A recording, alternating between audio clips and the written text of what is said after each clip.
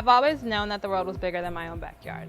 I grew up in a small town, Ypsilanti, Michigan, which is like 5-10 minutes away from Ann Arbor, so kind of right outside the University of Michigan. My dad has traveled a lot like in the country, mostly like in the States, mostly via car. He doesn't really like to fly. And my mom went to Paris and South Korea when she was in college, I believe.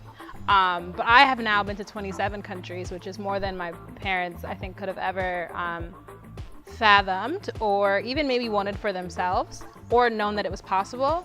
But when I was a kid, we always went on like family road trips, or we would drive to Mississippi and Alabama for family reunions, like the quintessential like Black experience.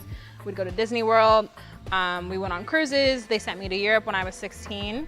And that was kind of when I first knew that, wow, like I really like this and there's so much world to see.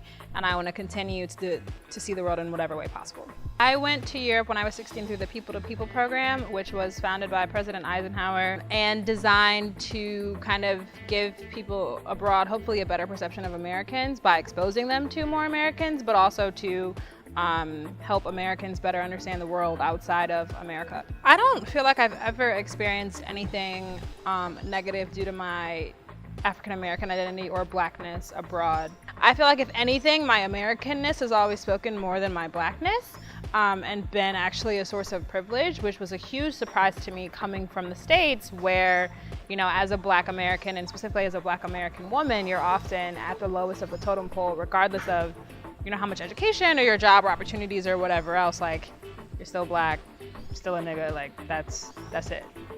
I don't know that I've seen many African Americans when I'm on a trip, and it's always kind of like, oh my God, wait, like you two, let's be friends and like hang out. And that happened to me in actually Cape Town, South Africa this summer. That happened to me when I studied abroad in England. I met some Black Americans in France, like wherever, like we are everywhere, but not, I think, in the numbers in which, we need to be, and the numbers in which I would hope for us to be. So I think for African Americans, a lot of stuff ends up being a series of firsts.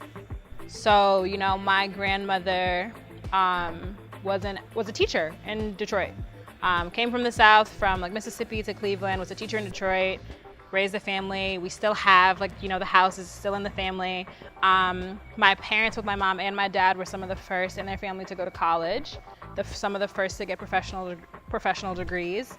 I'm 23 and I now have 2 degrees, both from Ivy League institutions, first in my family to do that, first in my family to go to 5 continents. Like, things are a series of firsts for us. 40, 50 years ago, like, there was Jim Crow segregation in the US. Like, traveling from, Chicago to Alabama could get you killed. Let's talk about Emmett Till. Like, that wasn't that long ago. So while I want to see more of us traveling, and I think that that's important, I think like we're still kind of in the information phase. We're still figuring this shit out.